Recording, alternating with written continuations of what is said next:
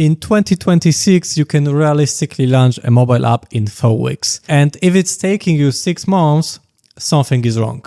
Hi, I'm Marcin. I build MVPs and mobile apps using low-code and AI tools. And I have seen this process done the slow way and the fast way. Now, I'm not saying every app can be built in 4 weeks. I am saying that a first version, a real working version, can absolutely be live on the stores within a month. And the reason is simple. The technology changed. Now we have AI tools that generate UI in minutes. We have low-code platforms like FlutterFlow that let you build without writing everything from scratch. We can add custom logic with cloud functions instead of building a backend for 3 months. So yes, building got faster. But here's the important part. The tools are fast, but the results are not automatic. The founders who launch in 4 or 5 weeks are not lucky. They follow a different process. And today I want to walk you through that process, not from a hype perspective, but from a practical one. Because if you understand how to structure those 4 weeks properly, you don't just launch faster, you reduce risk. So what does that process actually look like in practice? Let's break it down week by week. And it starts with a mistake I see all of the time. Week 1 is not about building everything, it's about choosing one core flow. Not 5 features, not a roadmap, just one flow. For example, booking an appointment, tracking a habit, subscribing to premium content, one action that delivers value. Once you have that, you don't start coding, you visualize it. And that is where tools like FlutterFlow Designer or Google Stitch completely change the game. You write the prompt, you describe the app, you generate the first version of the UI, and here's something practical. If you are not good at writing structured prompts, use ChatGPT to improve them. Describe your idea in simple words, ask it to structure the prompt clearly, define the screens, define the core user flow, then take that refined prompt and paste it into FlutterFlow Designer. The goal is not perfection, the goal is speed of iteration. Within minutes, you are not starting at blank page. You are reacting to something visual. You tweak screens, you remove unnecessary steps, you simplify, and by the end of the week, you should have one clearly defined core flow. A generated UI you can click through, and you are already moving into the development phase. Now, this is the moment where it stops being a prototype and it becomes a product. The next couple of weeks are focused on development. You open FlutterFlow and start building the actual app. You connect the database, you configure authentication, you implement the core flow properly. This part is not magic. It's just work, just faster than it used to be. At some point, you will need a logic that shouldn't live directly in the app. For example, verifying a payment, handling the subscription status, processing some data securely. Instead of building and maintaining a full backend, you can use Cloud Functions. Cloud Functions is a Google service where you write small backend pieces of code, deploy them, and Google handles the rest. Execution, scaling, infrastructure, you focus on the logic. The platform handles the environment. So instead of building an entire backend system, you only add backend code where it actually matters.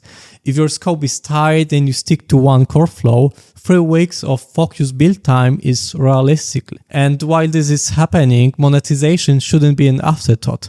It should already be part of version 1. Now, here's something that I think is critical. Don't wait with monetization.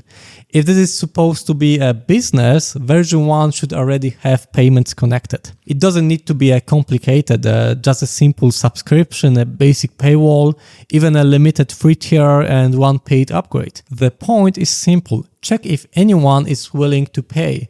Because downloads doesn't mean much. Nice comments doesn't mean much. People entering their card details means something. In my case, the first version of the app had subscription from day 1. The first paying user showed up after about a week. After a first month, there were around 30 paying users. That's not massive scale, but it's a signal. It means you are not building in the dark. You already know whether the market reacts. And once you have that, the next decisions becomes much cleaner. And now we get to week 4. This is where most people think the work is done. It's not. Week 4 is about shipping and observing.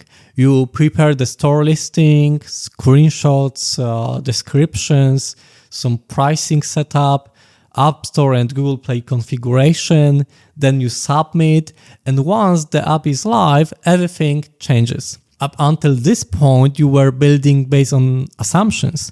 Now you start seeing behavior. From day one, you should have analytics connected. You track installs, you track onboarding completion, you track how many users hit the paywall, and how many actually pay. I will show you a simple example from one of my smaller apps. Nothing huge, just basic data. You can see how many users complete onboarding, how many reach the subscription screen, how many convert. This is the level of visibility you want after 1 month. Not opinions, not feedback from friends, actual numbers. After 4 or 5 weeks, you are no longer guessing. You know whether the product moves in the right direction. And once you have that, iteration becomes focused. You are fixing drop-offs, you are adjusting pricing, you are improving one specific screen, not rebuilding everything. Before we move into the founder topic, there is something people seriously underestimate. Store submission is not just clicking publish, especially if you are monetizing from version 1.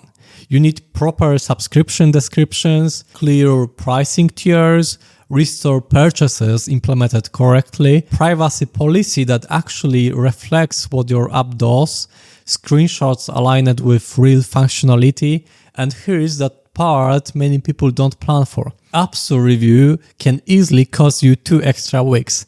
This is not rare.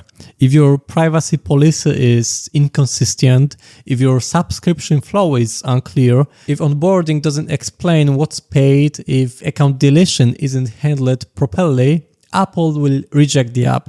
They are strict and that's normal. Google Play is usually more forgiving. In most cases, the review process there is smoother and faster. But if you are targeting the App Store, do this properly. Read the guidelines or work with someone who has already gone through multiple reviews. That alone can save you weeks. And just to be clear, it's not scary. If you get rejected, nothing dramatic happens. You just fix the issue and then resubmit. But if you didn't account for this in your timeline, your 4-week launch quietly becomes 6 or 7. Fast launch doesn't mean careless launch. It means structured preparation. Now let's talk about what happens after those first 30 paying users. This is where many founders lose direction. You start receiving feedback. One user says onboarding is confusing. Another says the price is too high. Someone asks for a completely new feature and the temptation is strong to change everything, and that's a mistake. Not every opinion deserves a product decision. You are not looking for individual voices, you are looking for patterns. If 40% of users drop on the same screen, that's a signal. If one person writes a long emotional message, that's a feedback. These are 2 different things. Iteration in the first month should be controlled. You improve one step in onboarding, you clarify one message before the paywall, you adjust one pricing presentation, you don't redesign the whole product because of one comment. And one more important thing. Don't scale marketing aggressively before retention makes sense. If users churn on day 1, buying more traffic just amplifies the leak. Fix the bucket first. Then increase acquisition. That's how a 4-week launch turns into a real product journey. And this is exactly why the founder's role becomes critical, because in 2026 there is a very popular narrative. With AI and low-code, founders should just build the app themselves. And technically, yes, you can. You can prompt the UI, you can build in FlutterFlow, you can deploy the cloud functions, you can connect payments, and the barrier is lower than ever. But here's the real question. If you are the founder, what is your actual job? Is it writing logic for 8 hours a day? Or is it talking to users, refining positioning, working on distribution, maybe raising capital?